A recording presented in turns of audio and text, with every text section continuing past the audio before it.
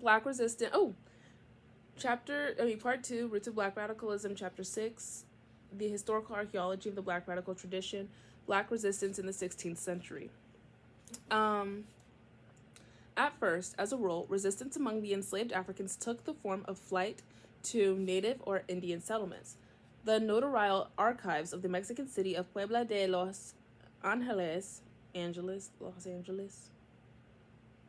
for example, which is virtually complete from 1540 on, is filled with the official reactions to mid 16th century runaways.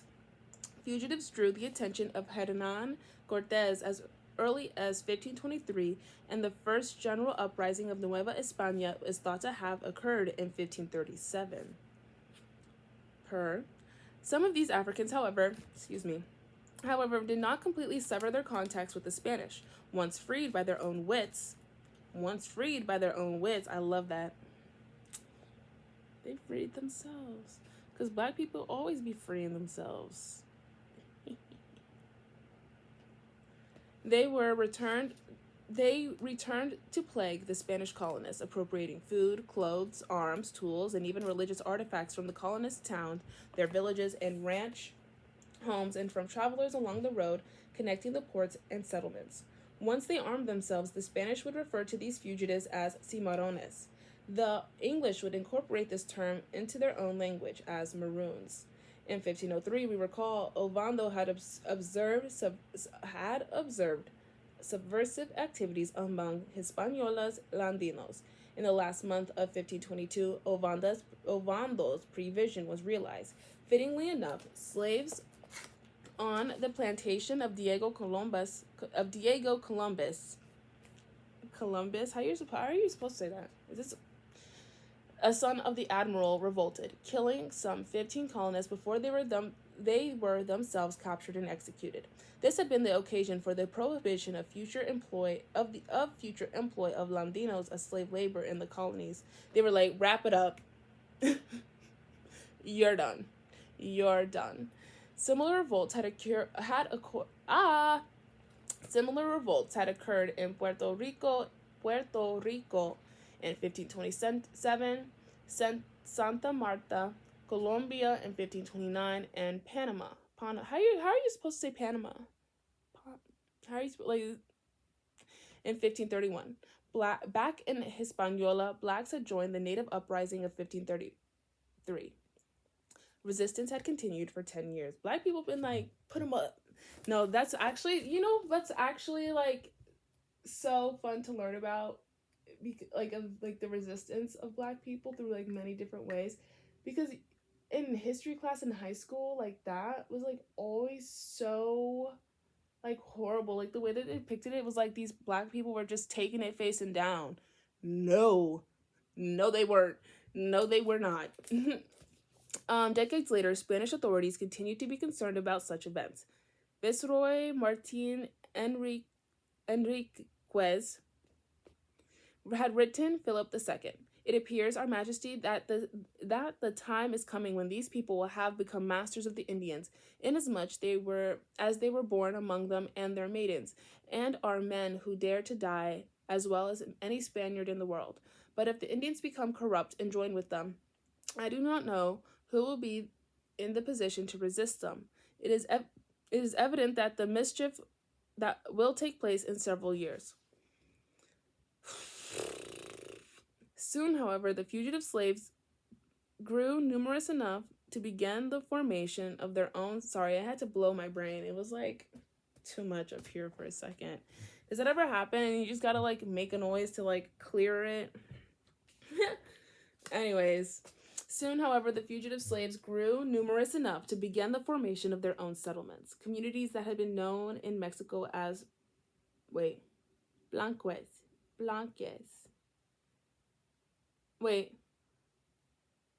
Palenques. Palenques.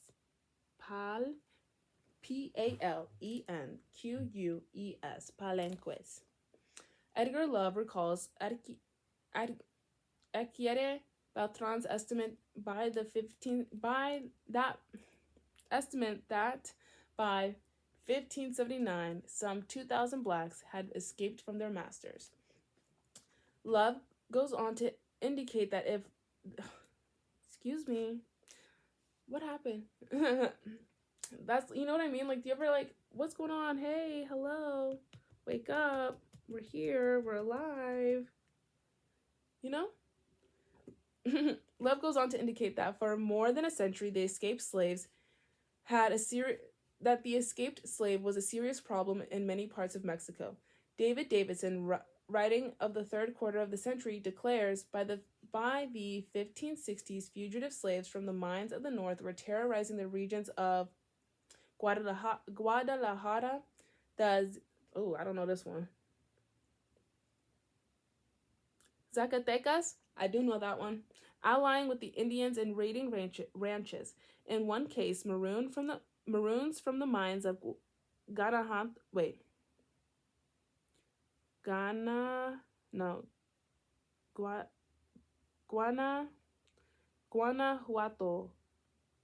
I don't think I said that right.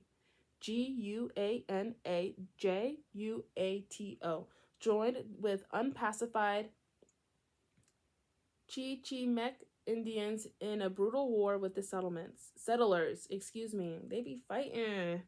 The viceroy was informed that they were attacking travelers, burning ranches, and committing similar misdeeds to the east. Slaves from the Pachuca, Pachuca mines took refuge from the inaccessible cave from which they sailed forth periodically to harass the countryside. Negroes from the Atotonilco. I don't think I said that correctly whatsoever. Atotonilco and Tonavista mines joined them with arms and created an impregnable planque. The response of the representatives of the Spanish state were unequivocal.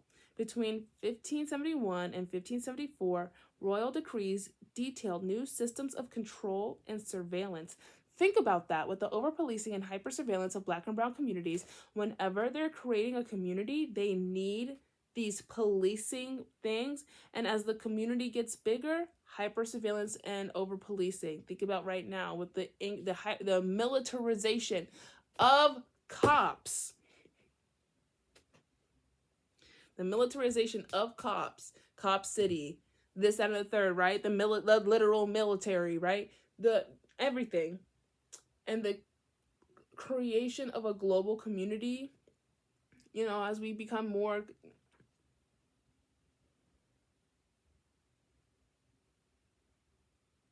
I'm just saying. But think about that. That's so important. So we're going to make a little... See, and that's what okay, you know what? Let me just make my note.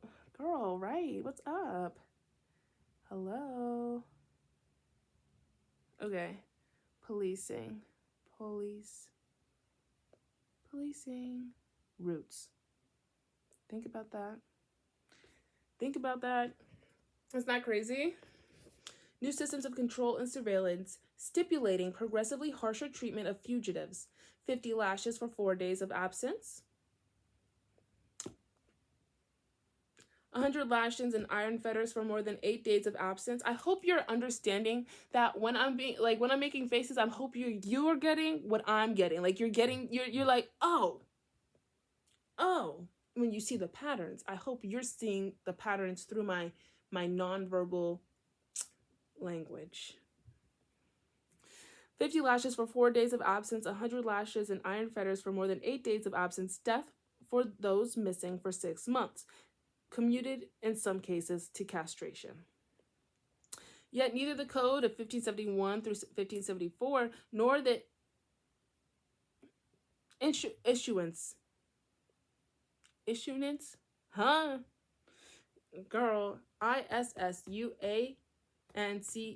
of restrict. I'm thinking it's just the issuing of something. That's what the context clues of the book is telling me, so I'm not going to look it up. Of restrictive legislation in the 1570s and 1580s was of any avail. Of vice-regal order of 1579 revealed that the contagion of revolt nearly covered the entire what happened is the revolt was contagious between everybody.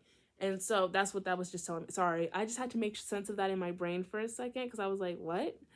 A revolt nearly covered the entire settled area of the colony outside of Mexico City, in particular with provinces of Veracruz and Panuco, the area between Oaxaca and Huatulco on the Pacific coast, and almost the whole of the Gran Chichimeca. Only emergency repressive measures and the continued importation of Africans maintained Mexico's slave labor supply. Nevertheless, African resistance in Mexico continued to mature in form and character. The struggle against slavery was being transferred into a battle to preserve the collective identity of African peoples. I put that like this with a star because that is so important. But because I learned there's this thing called like macrumba, and I was on macrumba TikTok, and I was like, what is this? Because at first it was just music and people dancing, and I was like, oh, this looks cool. And then I just went on a little bit of a deep dive. And it's the way in which so many let me get water. Excuse me. Where is it? Oh. It's the way in which so many I stole these sweatpants from somebody and they don't fit. Like every time I walk, and they have holes in them. I stole these from someone my freshman year of high school. I need to get new clothes, guys. They're cute. The way in which African people preserved their collective identity, even like Black people here today, like that's literally what Black culture is like not well. I mean, and the cultural products and well, there's more to that. But anyways, like that's more. But like you know what I mean, like the way that people like preserved their African identity. But I put a little star because that's important. I love the color blue in this book. But yeah, the struggle against slavery was being transferred into the battle to preserve the collective identity of African peoples.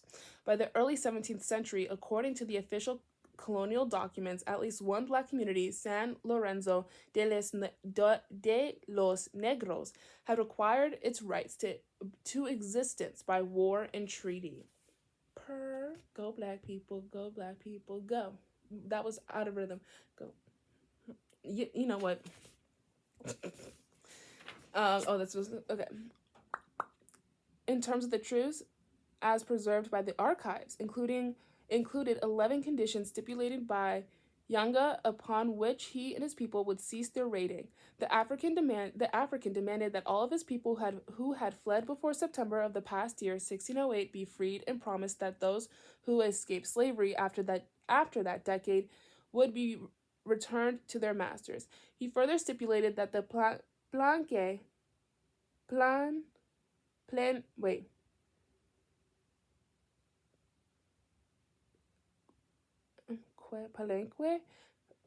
Q-U-E, Palenque, be given the status of a free town, and that it have its own cabildo, cabildo,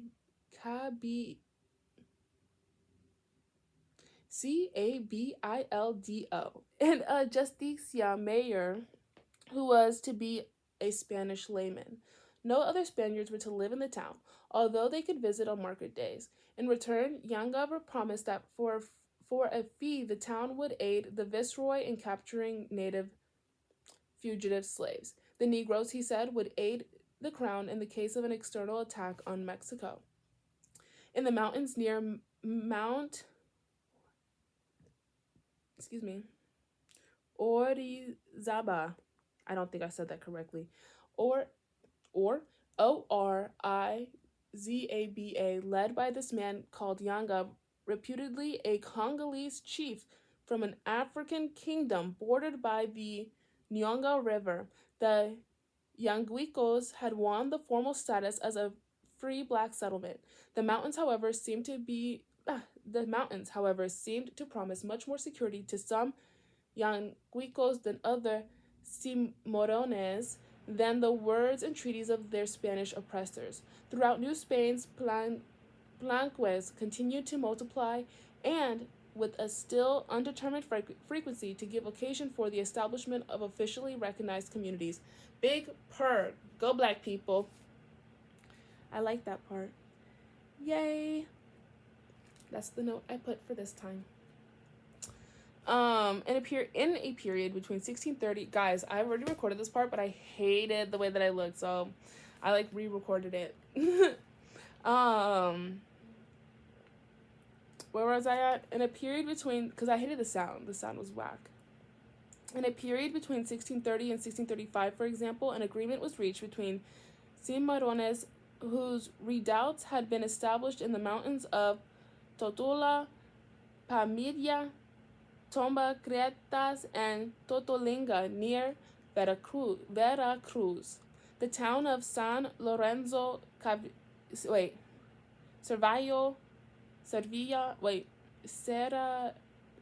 I don't know this one. Serralvo became their free settlement. In 1769, a similar history preceded the establishment of Nuestra Señora de Guadalupe de los Morenos de Ampa. Ampa. A-M-A-P-A. I don't think I said that correctly either. Near the southern tip of the northern state of Veracruz. We have learned of their existence through quite recent research into the early colonial history of New Spain. In Colombia, their revolts were detailed in 1530, 1548, and again in the 1550s. In 1552, Venezuela had its first major slave revolt. This rebellion of slaves who had worked in the mines of Buria, B-U-R-I-A, was defeated in 1555.